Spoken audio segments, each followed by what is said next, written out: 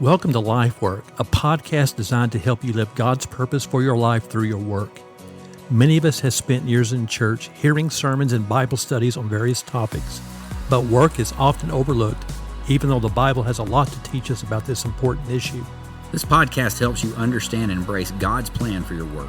The more you learn about God's design for work and see His involvement in it, the more you'll embrace His calling and find greater purpose and fulfillment in life. LifeWork is all about living with purpose through our work.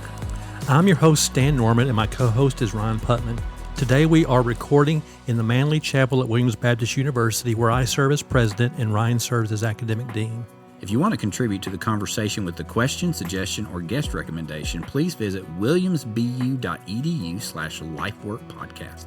Before we get into today's episode, here's a brief ad from Williams Baptist University about an upcoming event on our campus. Hey everyone, I'm Emma. I'm a freshman here at Williams, and here's why you should come to Preview Day. 1 year ago, I came for a Preview Day on my birthday, and it was the best birthday I ever had. I got to tour campus, meet some amazing professors, and right from the start, it felt like home. Everyone was so welcoming, and I knew this was a place where I belonged. If you're thinking about college and want to experience the heart of WBU, you should come to Preview Day. Coming to Preview Day is the perfect way to get a real feel for campus life. Whether it's your birthday or not, treat yourself next Friday, October 25th to our Preview Day. Let's dive right into our conversation.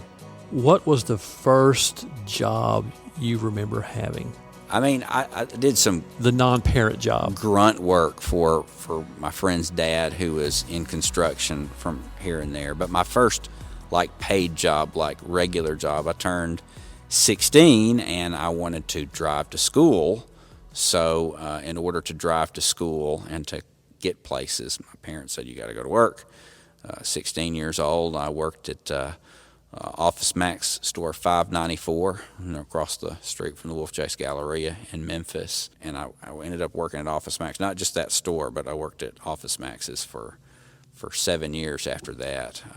It was sometimes grueling and monotonous. You know, working in retail is one of those things that sometimes you think, what is the real purpose of this exercise? I mean, I'm selling products to customers that you know the main profit margins are being delivered to the corporate overlords, not to me. You know, I mean, what great purpose do I have in all of this? But, you know, as a 16-year-old, 17-year-old, you know, working in retail, one of the things in retrospect that I really saw is how God taught me to interact with people from every walk of life. I mean, I was the prototypical church kid, raised by a pastor, you know, and you know, had a godly family. And it was really, you know, some of my first exposure to real lostness, for one thing. And I had some great opportunities for sharing my faith. And at the time I was going through evangelism explosion. I was working at Office Max, and I was asking those two questions, the questions that he asked, you know, if you were to die today, would you know if you would go to heaven or hell? And the second question, if you were standing before God and God asked you, why should I let you into heaven? So that I sometimes started some conversations rather awkwardly in the break room. If you were to die today, would you go to heaven or hell? I mean, they, you know, kind of looked at me like, what? You know, I mean, what are you talking about? But I will say that it really was an incredible experience in retrospect, and several of the men and women who work for that company still work for that company. I've formed some lifelong friendships with them, and it was a special time. I will say the second or third day on the job, I was hired during back to school, which for those of you who aren't in the office supply world, you know, back to school is like our Christmas. I mean, that's when you sell all the pens and the paper clips and the notebooks and the notepads and all that jazz. And I found myself second or third day on the job standing there cutting open boxes of ruled notebook paper, wide ruled and college ruled notebook paper to put in notebooks. And You really were a nerd, weren't you? oh yes. So during back to school, then this was before inflation. We would sell those packs of paper for 10 cents, 15 cents a pack. I mean, it was Wow. And so we'd draw them into the store with that. And I had a boss who walked by me, and this is just one of those moments that I wish I could get back, and I can't believe I'm admitting this publicly, but here it is. Jim, if you're out there, I'm really, really, really sorry. He made the comment to me. He said, "Well, Ryan, how are you liking it so far?" I made the comment. I said, "Well, I really hope that I get a good education, so I'm not doing this when I'm, 50." Wow. I say that to my 50-year-old boss. And again, I feel so awful whenever I think about that. In retrospect, I know and I understand that God has people in different places doing different things. There is something wonderful and good about people who sell office supplies, because it's part of what we need in the world. There's something wonderful and there's something good about the stock boys at the grocery store, the people who run logistics at Walmart, because we all live and depend on what they can provide. And sometimes we just overlook and neglect those people to our detriment. And so that's just something I had to learn the hard way. I mean, I was a 16-year-old knucklehead. It took me some time to get to the point where I realized just how important these roles really were, not only for society, but also for me personally. Today we had a refrigerator repairman come to work on our refrigerator. We've had some problems with it, and those people are becoming rarer and rarer. Right. It took us a week to find someone that we could call, and then it took a while for us to get on his schedule. So he came out today, and he came out with his son. And it was during lunch, and I was eating my lunch and watching them work. And it was a moving thing to watch this father mentoring his son. Yeah. I talked with him a little bit. The dad said he used to do the repair work, but he's not physically able to anymore, so he's training his son. And I looked at his son and just how attentive he was to his father's guidance and counsel and mentoring, and it was a situation in which work became a context for family, sharing family life, passing along wisdom, passing along vocation, passing along skills that are still very much in demand and needed. It was just the beauty of this blue-collar father-son interaction, sharing life, mentoring in the context of work. I want this podcast to be able to support that, encourage that, equip people for that. Not everybody is made for university life, I mean, God has wired some people in certain ways, at least the way we've traditionally done university life. I was about to get into that. Let me qualify it that way and say that again, we have sold this vision to people in the United States in particular that everybody needs a college education, and a college education needs to look like this. You need to fit into all these neat, tidy categories, and we have neglected in large part the trades.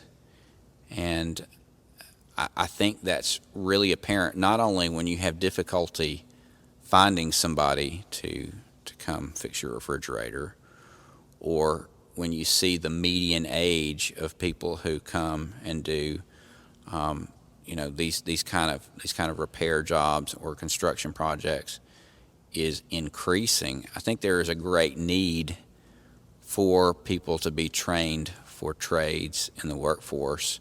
It's vital to our economy, but I think what we can do in our unique setting, and I don't want to steal your thunder, is that we can have the happy marriage of preparing students to work in skilled trades and have a more fully formed Christian worldview that takes into account classical liberal arts. I mean, they're familiar with, history. They're familiar with great literature. They're familiar with the natural sciences.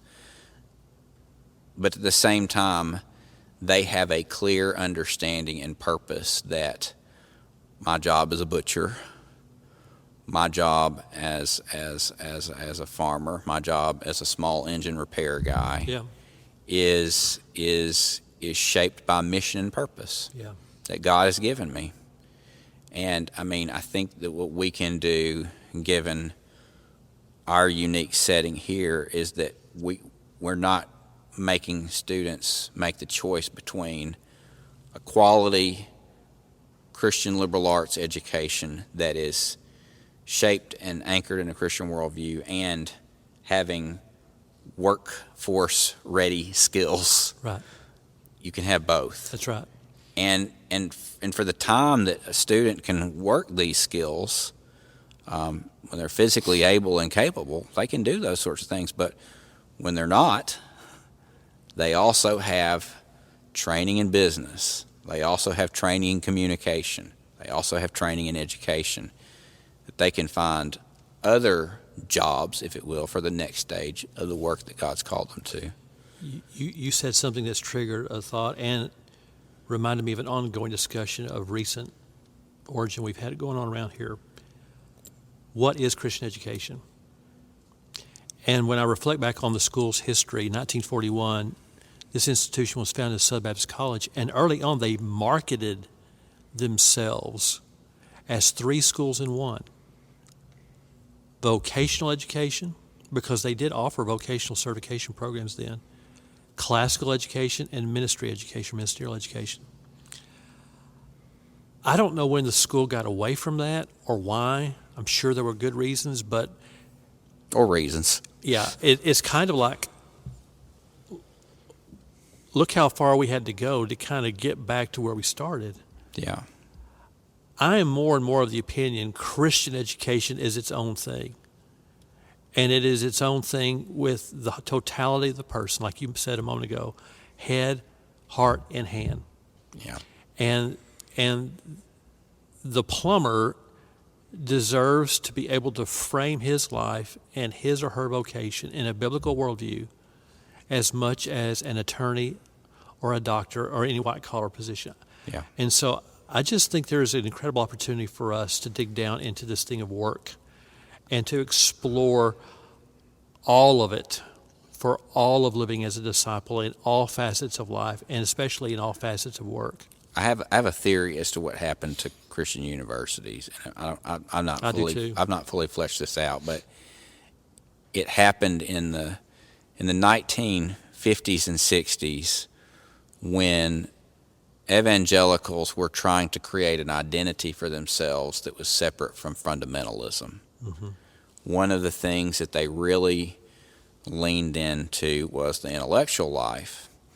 And, I mean, figures like Carl F.H. Henry and others, I mean, men who did incredible things for evangelical Christianity in the 20th century, they really did want Christian universities to follow this sort of trajectory where they would become like the evangelical Harvard. Yep. You know, like we were creating spiritual Ivy Leagues.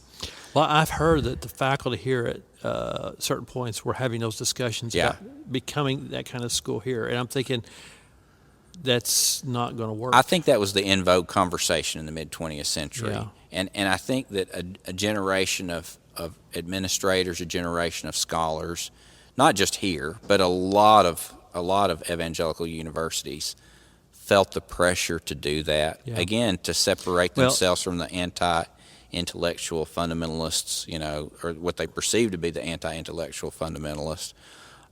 They went down this path, and I think a lot of evangelical schools. I mean, I look at our curriculum. We tried to carbon copy each other. Yep. We tried to do the same thing everybody else is doing. In a more sophisticated way, what my theory is, I think it's high school FOMO. Yeah. I think these Christian schools were just afraid of missing out, and they wanted to be like everybody else. In order to be like everybody else, this peer pressure to belong and to fit in, you've got to do certain things a certain way, and they abandon the uniqueness and the beauty Right. that is Christian education, Right. of which work is a big part. So in that sense, there's a bit of, in my own life and journey, my own walk with the Lord, a sense of wonder of rediscovering something that is a beautiful thing. Yeah. Why don't we kind of wrap up this discussion at this point, and then we can tackle some additional topics in our next podcast. You good with that? Sounds good. If you're struggling with your calling or career, or what you've been hearing on this podcast resonates with you, please reach out to us through the form that's on the website. We'd love to help. If we can't assist you directly, we'd like to point you in the right direction. Please follow Williams Baptist University on Facebook, Instagram, and X for podcast updates. You can also visit williamsbu.edu/LifeWork podcast to contribute to our conversation and find additional platforms to listen. If you'd prefer to watch this episode, you can find out how on our webpage at williamsbu.edu/LifeWork podcast. Thanks again for listening.